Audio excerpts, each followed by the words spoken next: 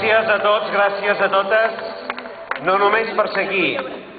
Gràcies, sobretot, pel que signifiquen aquestes 700 llistes, perquè són el resultat de molt d'esforç, de moltes il·lusions, de molts sacrificis, de moltes hores robades al temps personal de cadascú.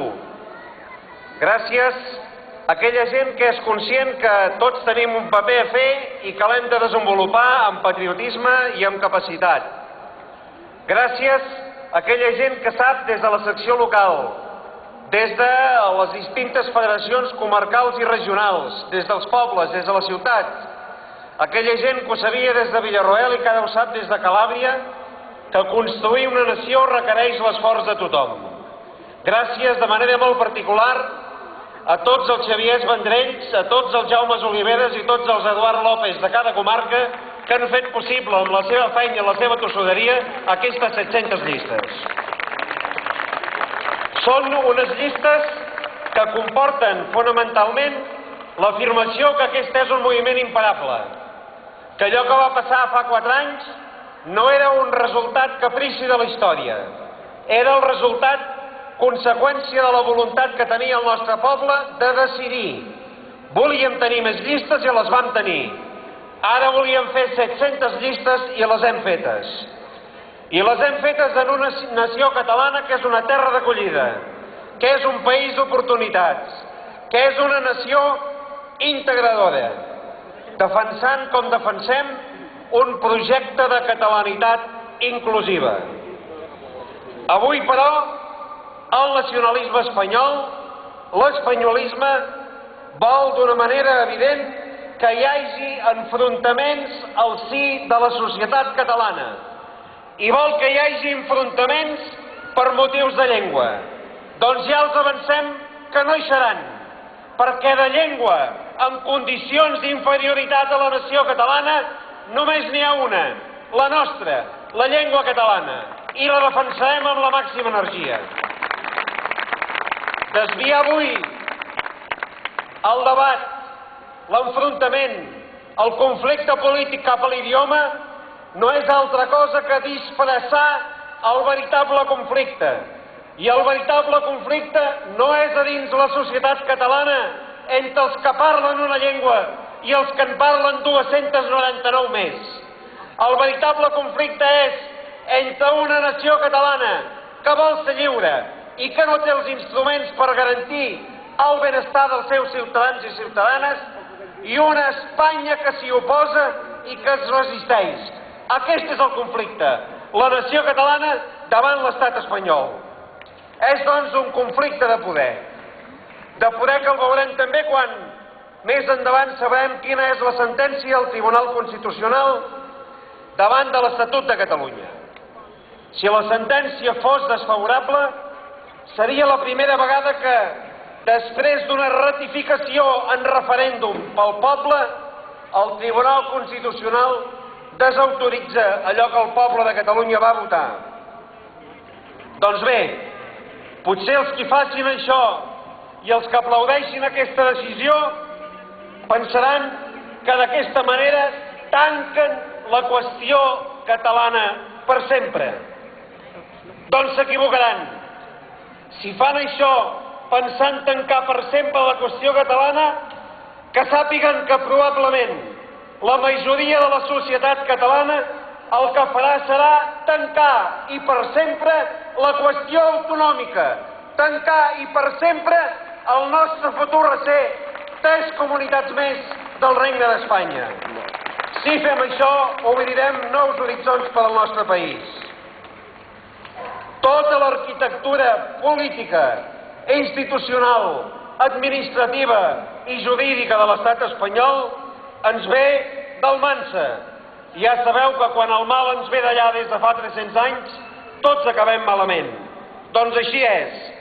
Fa 300 anys que patim el centralisme polític, l'uniformisme lingüístic, cultural i nacional, però que patim també el monopoli dels recursos. Madrid s'ho queda tot, el que és seu i el que és dels altres, el nostre també. Estem davant de la pronunciació propera d'una sentència d'un tribunal constitucional composat per persones que han estat designades per òrgans centrals de l'Estat.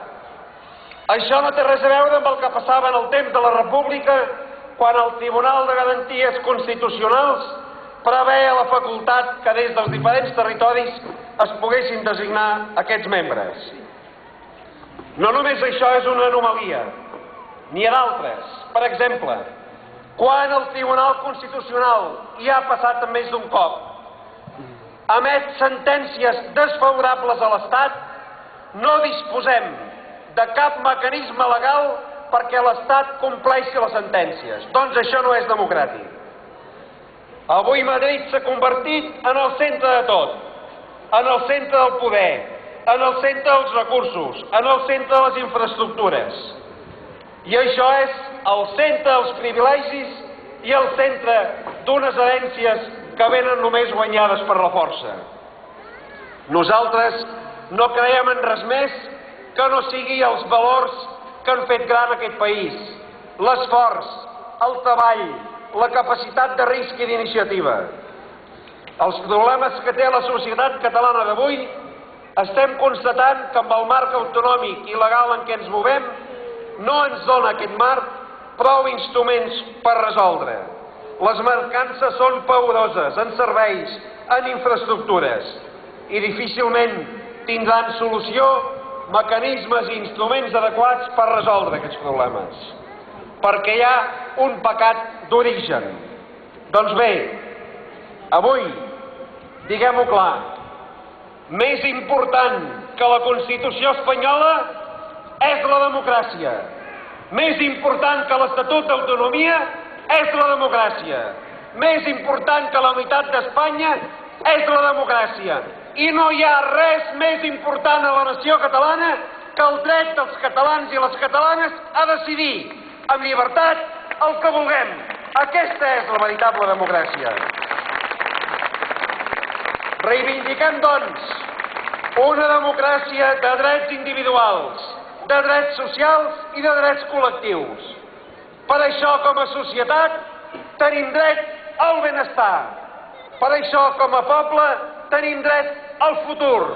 Per això, com a ciutadans i ciutadanes, que també ho volem ser, d'una nació lliure, tenim dret a decidir.